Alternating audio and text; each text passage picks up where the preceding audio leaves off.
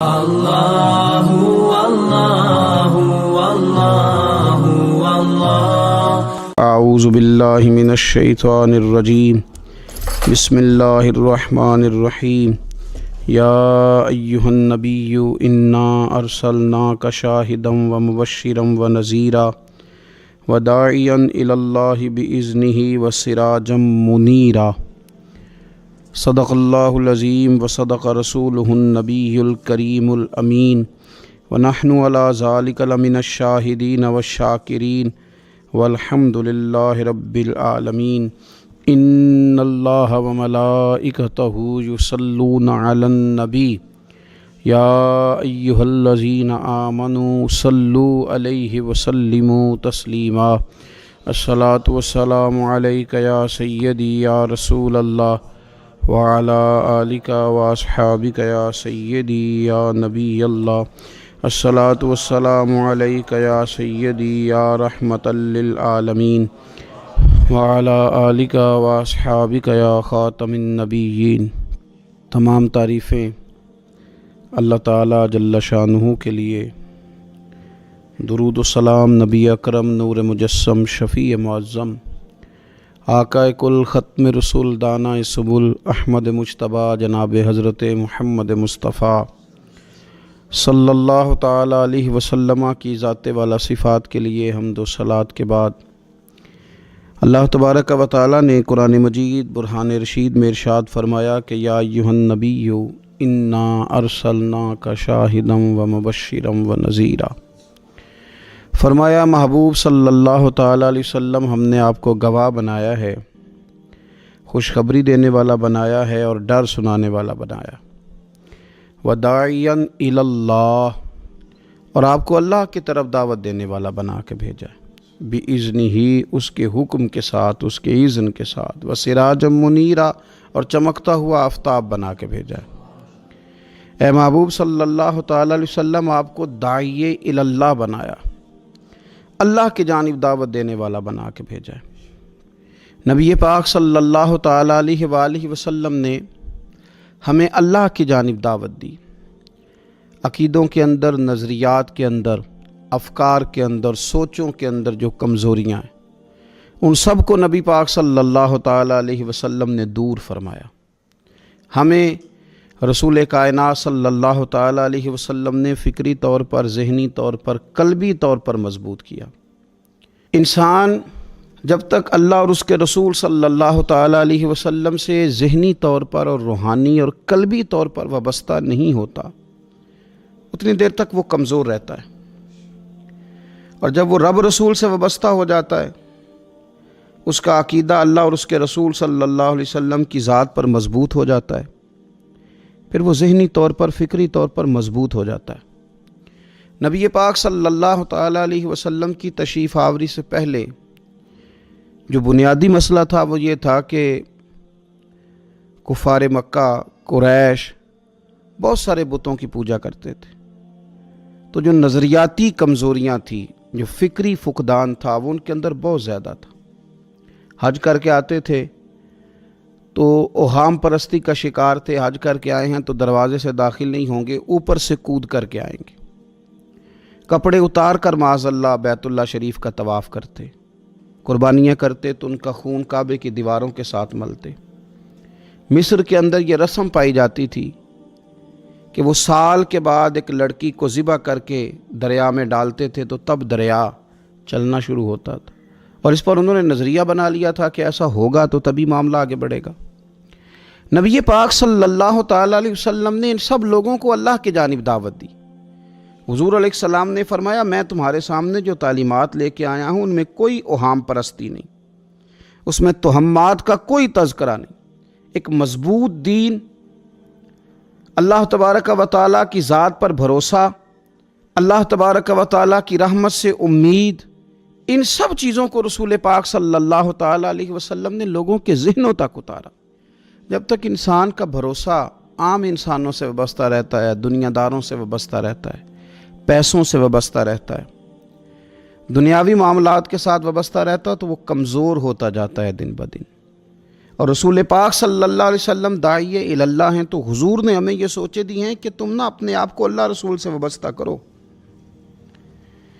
پھر یہ جو کمزوری ہے نا، کمزوری یہ تمہارے دل سے نکل جائے گی. ہم دیکھتے ہیں کہ آج بہت سارے لوگ ایسے ہیں جو مایوسی کی گفتگو کرتے ہیں. اگر غریب ہو گئے ہیں تو تب بھی ان کے جملوں میں معاذ اللہ مایوسی ہے. کہیں بیمار ہو گئے ہیں تو پھر بھی وہ گھبرائے سے ہیں، وہم کا شکار ہیں. اگر کسی جگہ کوئی آزمائش ان پر آ گئی ہے تو بھی مختلف توہمات کا وہ شکار ہو جاتے ہیں. اگر توجہ اللہ رسول کی جانب ہو اور وہ سوچیں جو رسول پاک صلی اللہ علیہ وسلم نے ہمیں دی ہیں ان پر توجہ ہو، تو پھر انسان کسی وہم کا شکار نہیں ہوتا.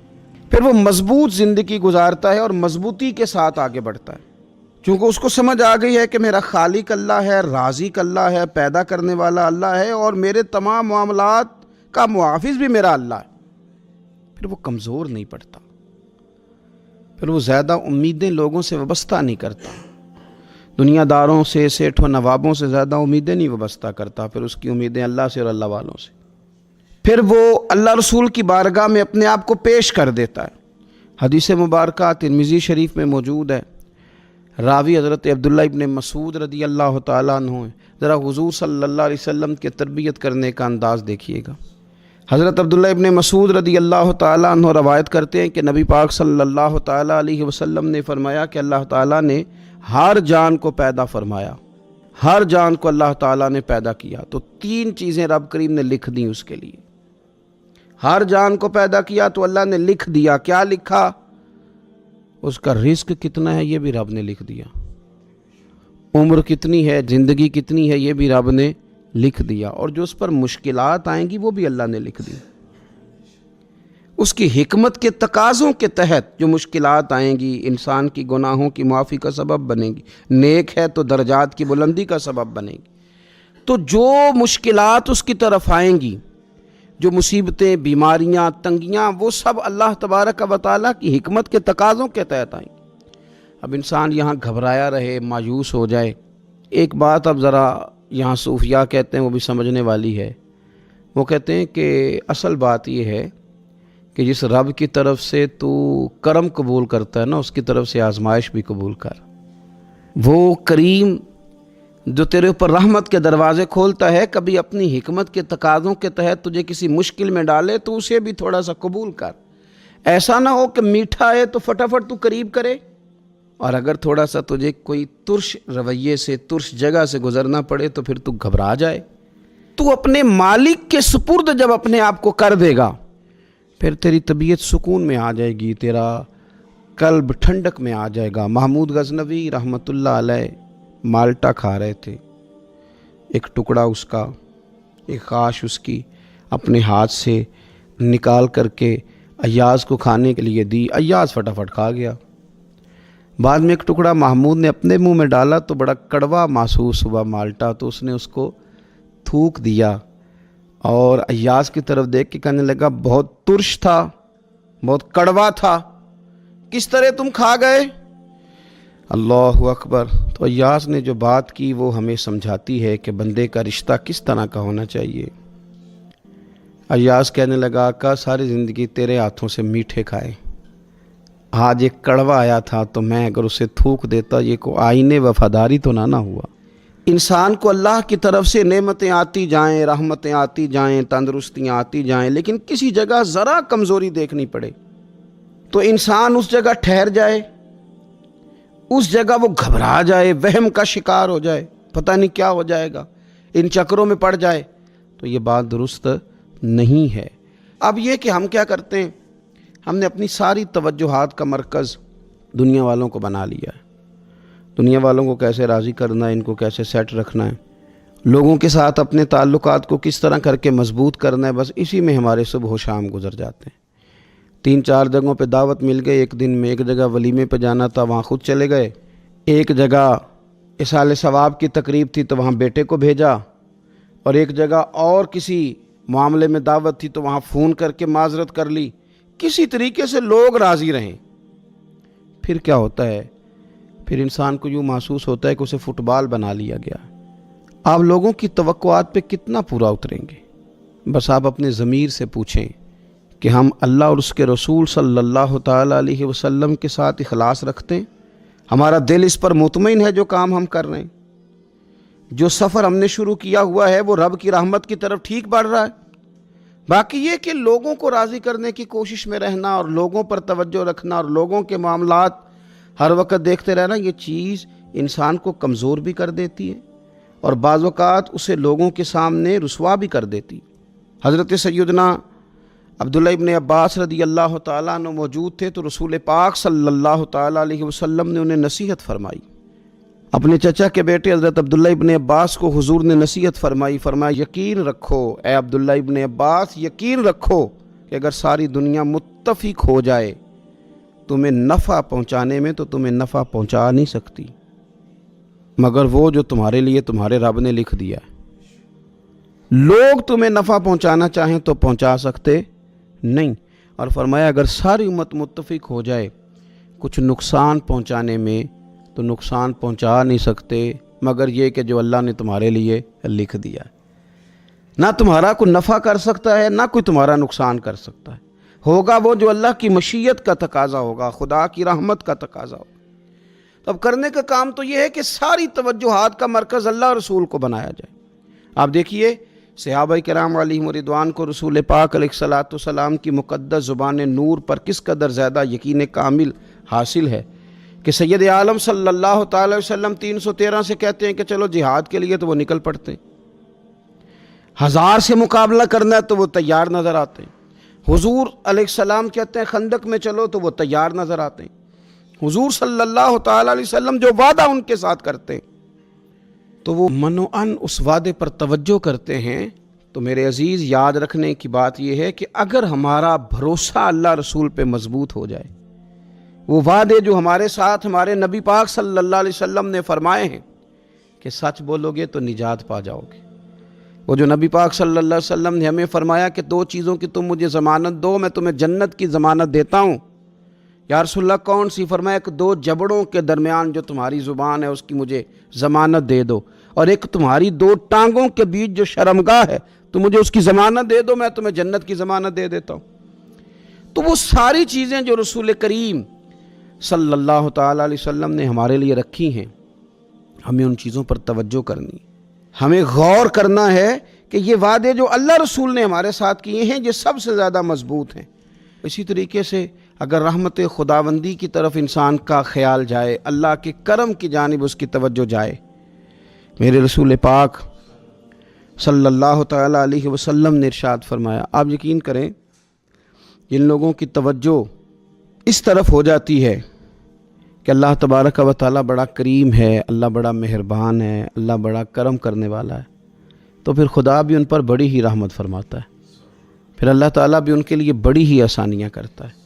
اس لیے ہمارے بزرگوں نے لکھا ہے کہ اپنے رب کے ساتھ حسن ظن رکھنا واجب ہے، ضروری ہے کہ تم اللہ کے ساتھ اچھا گمان رکھو، اچھا گمان۔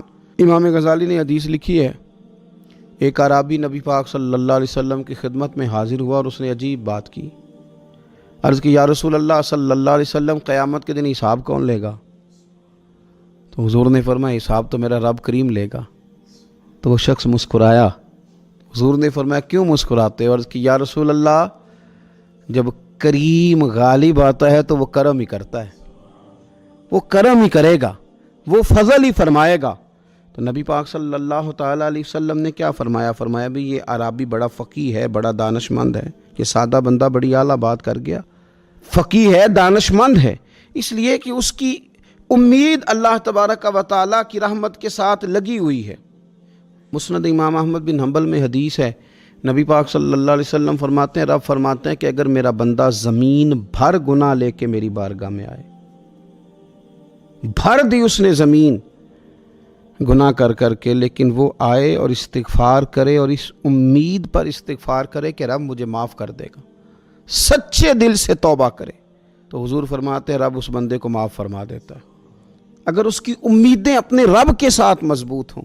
ہم نے یوں کیا ہے کہ کمزوری دکھانی شروع کر دی ہے، کمزوری، اور پھر کچھ معاشرے میں لوگ بھی ہیں، یہ کچھ جادو کا بتانے والے لوگ آ گئے ہیں جو ہر شخص کو کہتے ہیں کہ تجھے تو جادو ہو گیا ہے، جو ہر شخص کو یہ بات بتاتے ہیں کہ تیرے اوپر تو آسیب کا اثر ہے، ان لوگوں نے بھی لوگوں کو کمزور کر دیا ہے۔ کچھ ایسے لوگ ہیں جو معاشرے کے اندر یہ کہتے پھرتے ہیں بھائی سب دنیا کا چکر ہے، سب دولت کا معاملہ ہے، جس کی لاٹھی اس کی بھینس، یہاں کچھ بھی نہیں ہو سکتا۔ انہوں نے بھی لوگوں کو کمزور کر دیا ہے۔ اپنے عقیدوں کو مضبوط رکھیں، اللہ رسول صلی اللہ علیہ وسلم کے ساتھ اپنے بھروسے کو مضبوط کریں۔ دیکھیں حضور ہماری تربیت کرتے ہیں، فرمایا اگر تم رب پہ بھروسہ کرو گے نا اور رب تعالیٰ پہ بھروسہ کر کے نکلو گے تو اللہ تمہیں اسی طرح رزق عطا فرمائے گا جس طرح رب پرندوں کو رزق عطا فرماتا ہے۔ وہ صبح بھوکے نکلتے ہیں لیکن شام کو لوٹتے ہیں تو اللہ انہیں پیٹ بھر کے روزی عطا کرتا ہے۔ کیوں؟ اس لیے کہ ان کا بھروسہ مضبوط ہے، ان کا اپنے رب پہ توکل مضبوط ہے۔ رسول کائنات صلی اللہ تعالیٰ علیہ وسلم نے ہمیں ہمارے رب کی جانب دعوت دی، حضور نے ہمیں اللہ پہ بھروسہ کرنا سکھایا۔ رسول پاک صلی اللہ تعالیٰ علیہ وسلم نے ہمیں کہا کہ دنیا میں مسافروں کی طرح وقت گزار کے آ جانا، جنت میں رب نے تمہارے لیے وہ نعمتیں تیار کی ہیں نہ کسی آنکھ نے دیکھی، نہ کسی کان نے سنی، نہ تمہارے دل پر خیال ہی گزرا ہوگا کہ اللہ یہ شان عطا فرمائے گا۔ اب ان لوگوں کا بھروسہ ہو گیا تھا صحابہ کا، حضور کے غلاموں کا، تو انہوں نے پھر کوئی جائیدادیں نہیں بنائی، انہوں نے پھر دنیا میں کوئی محلات تیار نہیں کیے، کیونکہ ذہن بن گیا تھا کہ جو رسول کریم علیہ السلام نے وعدے فرمائے ہیں وہ وعدے ہمارے لیے بڑے معیاری ہیں، وہ وعدے ہمارے لیے بڑے خوبصورت ہیں، ان وعدوں سے ہمیں بڑا کچھ ملے گا۔ اس لیے اپنی زندگی کے اندر ان چیزوں کو پیدا کرنا، ان چیزوں پر توجہ کرنا، اللہ کی جانب بھروسہ کرنا بڑا ضروری ہے۔ دعا ہے مالک کریم ہمیں رسول کریم صلی اللہ تعالیٰ علیہ وسلم کی بتائی ہوئی باتوں پر عمل کی توفیق دے، اور اللہ تعالیٰ ہماری آنے والی نسلوں کی امیدوں کو اپنی بارگاہ پر مضبوط کرے، یقین کامل کی دولت عطا کرے، توکل کی نعمت عطا فرمائے۔ آخر